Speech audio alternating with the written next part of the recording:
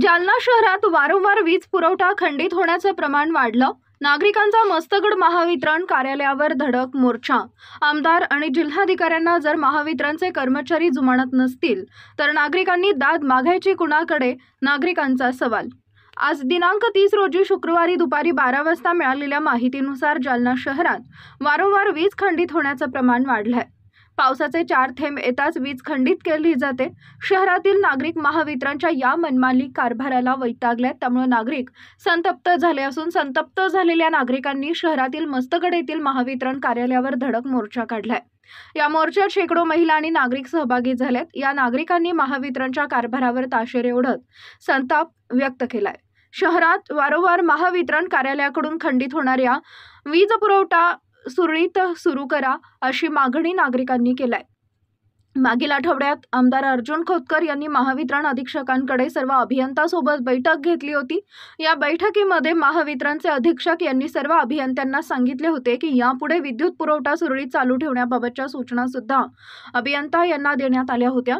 त्याचप्रमाणे जिल्हाधिकारी यांनी सुद्धा यावेळी वेळोवेळी सूचना केलेल्या आहेत, परंतु महावितरणचे अधिकारी आणि कर्मचारी हे कुठल्याही प्रकारच्या उपाययोजना न करता वारंवार विद्युत पुरवठा खंडित करणं चालू आहे आणि त्यामुळे आमदार आणि जिल्हाधिकारी यांना सुद्धा महावितरणचे अधिकारी कर्मचारी जुमानत नसल्याचं समोर येत असल्यानं संतप्त नागरिकांच्या वतीनं सांगण्यात आलं आहे। महावितरणच्या कारभारात सुधारणा न झाल्यास आणखी तीव्र आंदोलनाचा इशारा नागरिकांनी दिलाय।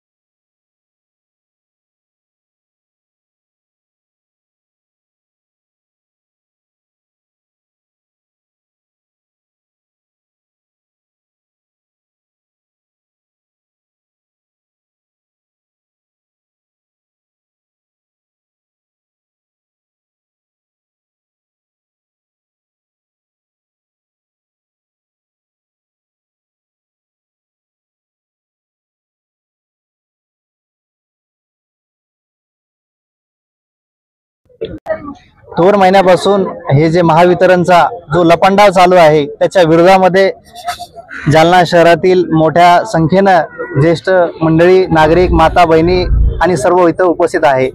आणि आता एक 2 दिवसापूर्वी जे आपले आमदार आहे, आमदार मोदयांनी आता मीटिंग घेतली त्यांची।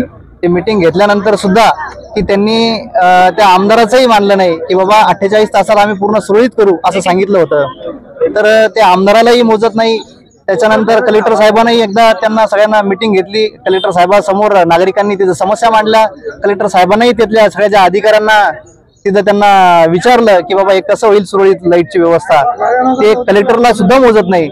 मग हे अधिकारी, महावितरण कंपनी आणि जे महावितरणचे जे कर्मचारी अधिकारी हे कलेक्टर साहेबांपेक्षाही मोठे झाले का, हा आमचा सवाल आहे।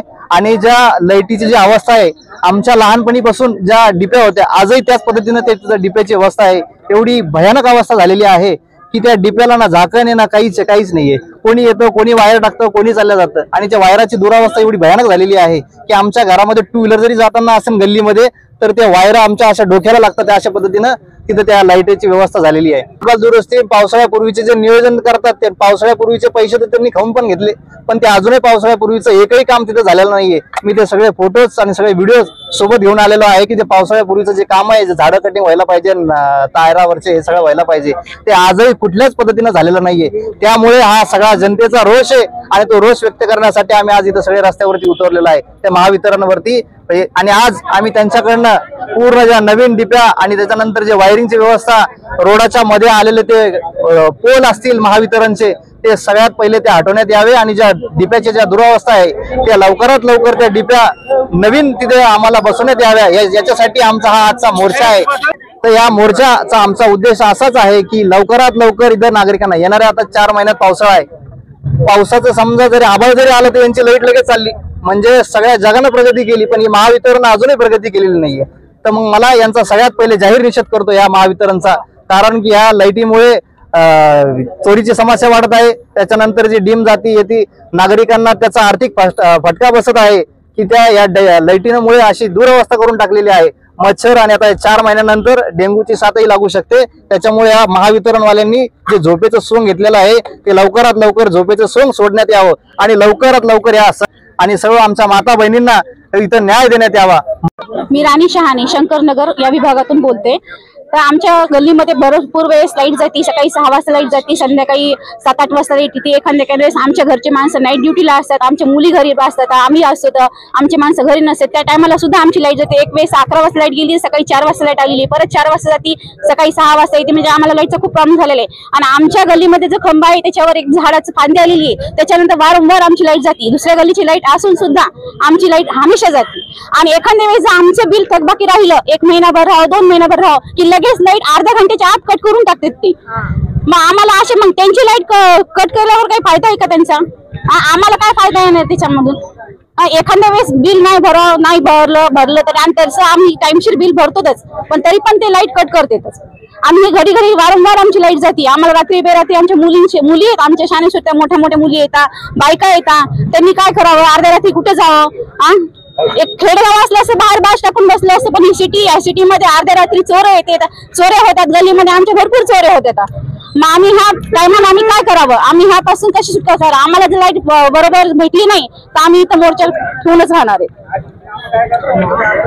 माझं नाव राणी शहाणे शंकरनगर विभागातून आले। आमची लाईट जाती वारंवार, आमच्या घरी लेकरं आहे, बाळ आहेत, फ्रीज जळतं, आमचं फॅन जळायले, 2-3 वेळेस फॅन जळाले आमच्या गल्लीतले लोकांचे। कुठल्या इलाक्यामध्ये? शंकरनगर। किती दिवसापासून होतंय असं? आता हे महिना 1.5 महिना 2 महिने होत आले तर असं होत आलं। आता पाऊस पाणी असला ठीक गोष्ट आहे, पण मग आता नसला तरी बी लाईट जाती ना, 3-3, 4-4 तास लाईट जाती। एक तर रात्रीचे 2 दिवस लाईटच नव्हती, रात्रीचे लाईट गरमी किती होती, एक तर माणसं कामधंदे करून येते, रात्र लाईट नसती। घ्या तर कोणते लेकरं बाळांना परेशानी होती, पुन्हा आता मुलांची शिक्षण चालू आहे नंदा पडोळ।